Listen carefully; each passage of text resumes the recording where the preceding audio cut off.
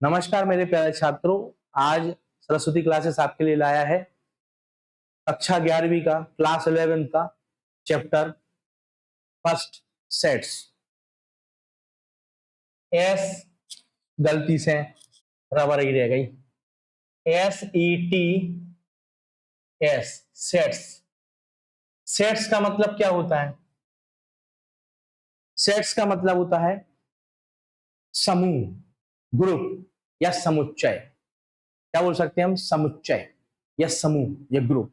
तो सेट्स मतलब सेट्स मुख्य रूप से हम हमारे हिसाब से सबसे इंपॉर्टेंट है जो सेट्स का फॉर्म है वो पहला सेट्स होता है। यहाँ लिख दो type of set, type of sets. सबसे पहला होता है ब्लैंक सेट, दूसरा होता है फाइनाइट सेट और तीसरा होता है इनफाइनाइट सेट।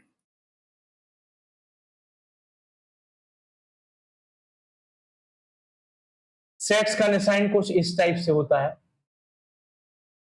तीन तरह के ब्रैकेट होते हैं, अलग अलग होते हैं। जैसे इसको बोलते हैं एक बड़ा ब्रैकेट होता है, एक छोटा ब्रैकेट होता है, वो कुछ इस टाइप से बनता है, सेट्स के फॉर्म कहलाते हैं।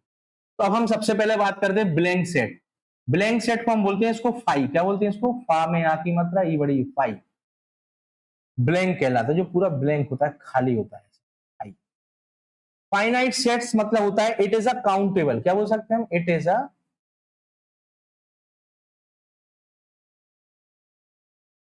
काउंटेबल, मतलब ऐसा कोई भी सेट जिसको हम काउंट कर सकें उसको हम बोलते हैं फाइनाइट सेट। तीसरा आता है आपका इनफाइनाइट। क्या आता है बेटा? इनफाइनाइट। इनफाइनाइट मतलब इट इज अनकाउंटेबल, जिसको हम काउंट नहीं कर सकते। It is uncountable. Blank set, countable set, uncountable. Countable set मतलब मैंने बोला एक कक्षा में विद्यार्थियों की संख्या, तो आप गिन के जाओगे। अब इनफाइनाइट मतलब बोला आपको आकाश में तारों की संख्या, आपके सर पे बालों की संख्या, तो वो इनफाइनाइट सेट। Infinite set. तो ये मुख्य रूप से सेट्स के फॉर्म होते हैं। अब हमें सेट्स को हल करने के लिए कुछ उसके इंपॉर्टेंट रूल्स और साइन के बारे में पढ़ना पड़ता है। इसका मेन एक सेट्स का जो कुछ इंपॉर्टेंट, जैसे इसको हम क्या बोल सकते हैं? यूनियन। क्या बोलते हैं इसको? यूनियन। इसको क्या बोलते हैं हम? कॉमन। क्या बोलते हैं? कॉमन। इसका एक फॉर्मूला भी होता है, मैं आपको फॉर्मूला ही बताने वाला हूं। अभी इसको जरा रफ कर दूं मैं।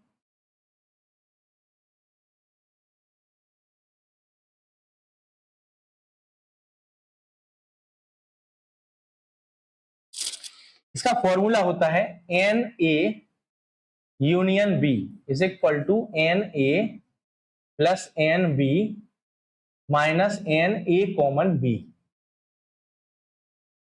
यूनियन मतलब होता है समूह, यू मतलब होता है यूनियन। क्या बोल सकते हैं उसको? यूनियन। और इसको बोलते हैं कॉमन। क्या बोलते हैं? कॉमन। बाकी मैक्सिमम साइन तो आप सभी लोग जानते हैं, जैसे ग्रेटर देन, लेस देन है, इसको हम बोलते हैं सच दैट। क्या बोलते हैं? Such that.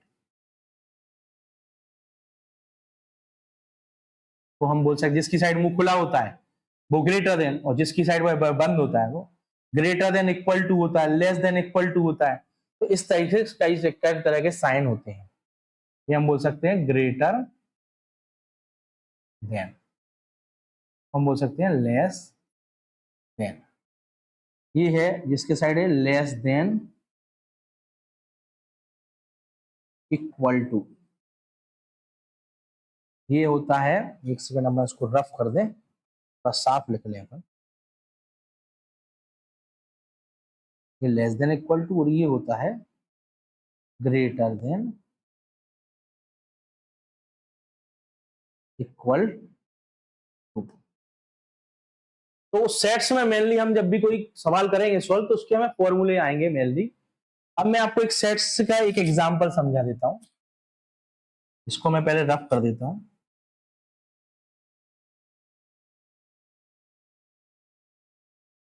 जैसे एक क्वेश्चन लिखा हुआ है, फाइंड